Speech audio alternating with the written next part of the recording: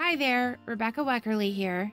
Today I'm going to show you how I made this card using Reverse Confetti's Mouse Mail stamp set. First, I stamped my images with My Favorite Things, Hybrid Ink, and Black Licorice on Nina White cardstock. Now, I did use both of the mice that are in this stamp set, but just for the sake of time, I'm only going to show the coloring for one. Both of them are colored the exact same way, so once you've seen this one, you can pretty much get the gist for the next one. Now, I used my warm grays. I started with W5, and I went wherever there would need to be a shadow, underneath her nose and chin, around part of her head, and up into her ears a little bit, just to create some shadow. And then I blended that out with the W5. Now, for her body, those are such little parts. I primarily stuck with just a smidge of the W3 and then blended it out with the W1. Now, I went back and blended her face completely in with the W1 until I had a nice good blend. And I also added that on her ears. And I also filled in her ears, her nose, and her tail with the W1. And then went over that with my R20 marker just to add a little bit of color. And any sort of pink like that just adds life to your little critter. So I like to add that to ears and noses. And then I blended that out with my W1 as well. And I added a little bit of pink to her cheek too.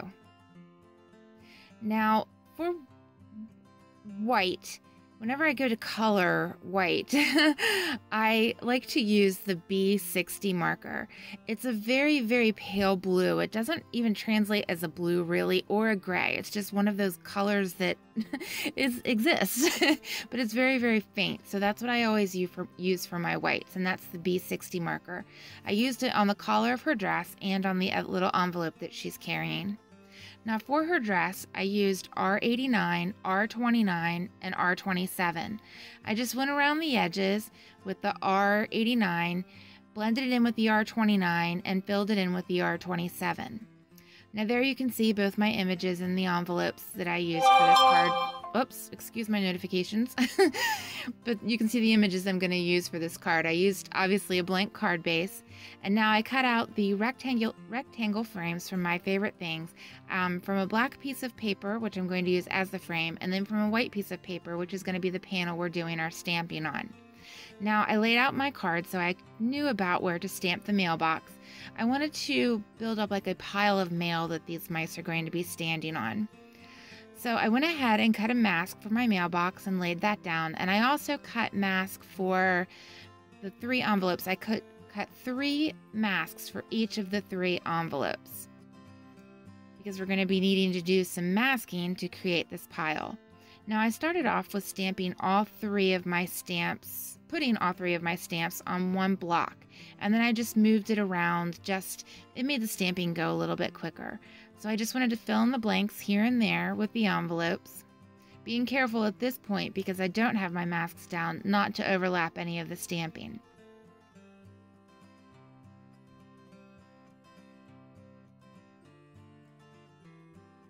Now, I went ahead and put some of the masks down, and I did concentrate them in closer areas. That way I could keep my stamps, the 3 of the stamps, on the same block, and again, just makes the stamping go a little bit faster.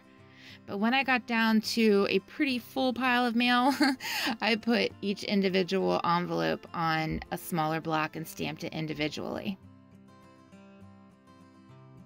And I just filled in as best I could. Wherever I saw a blank space, I stamped an envelope, and I moved my mask as I went.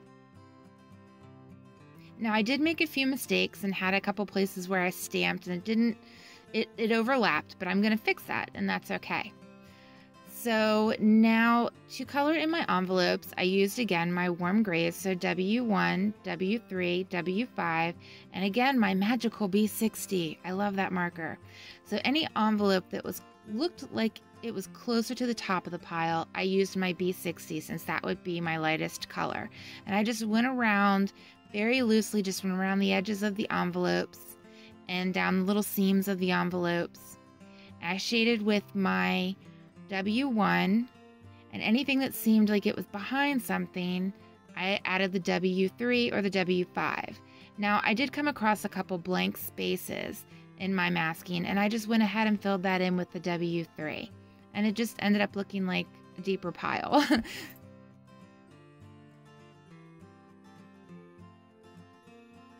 And you can see I'm just adding that detail here and there. Again, just real loose Copic coloring. I wasn't trying to be perfect with this.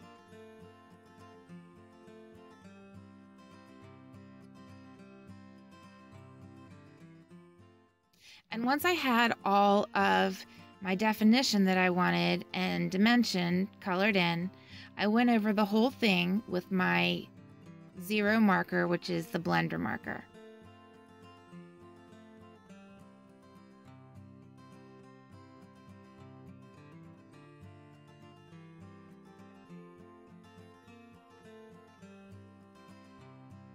Now you can see in that upper corner, that's where I goofed, but I'm going to go ahead and stamp another letter, die cut it, and put it over top of that goof so you won't even be able to see it. And you can see in the finished card, it really is not noticeable. Now there I go over with my colorless blender, and this just gives everything a nice even look, and it doesn't smear the color, it just mutes it just a little bit. And each of those stamps, gotta color them red.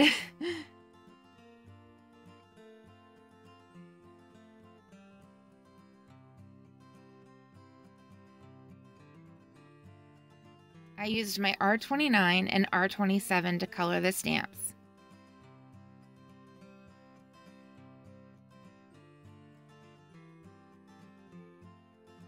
Now for the mailbox, I used my R89 and I went down the sides of the mailbox and along the base.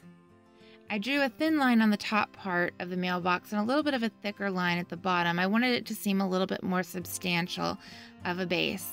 Now at the top, I am going to use some of my lighter R's because it seems like it would be a reflective surface. So I wanted to add a little bit of a lighter color up there. But for now, I have the R89 around the edges of the bottom, and I blended that out with my R29. And I went around the little mail slots and the little notice, I don't know, maybe mail schedule that's on that mailbox there, just to give it some more definition. And then added some more of the R29 to the top to blend out that R89. And then I filled it in with my R27.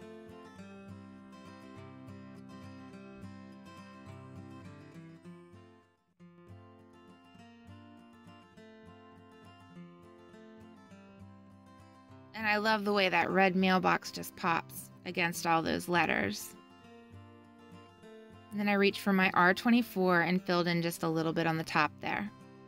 Now for the trim on the mailbox, I again went back to my warm grays, W5, W3, and W1. And there's little, it looks like a scalloped edge, so I colored the scallops in with the W5, blended it with the W3, and did most of the other trim with the W1. Now, that darker mail slot, I did go back with that. I primarily colored that with the W3, or excuse me, W5. But I went back, I wanted it a little bit darker, and I colored it with the W7. And I just blended those colors out so they looked nice and smooth. And then you can see here, I laid out my images to make sure they looked right, and they have mail that I attached to their hands. Then I put the frame around my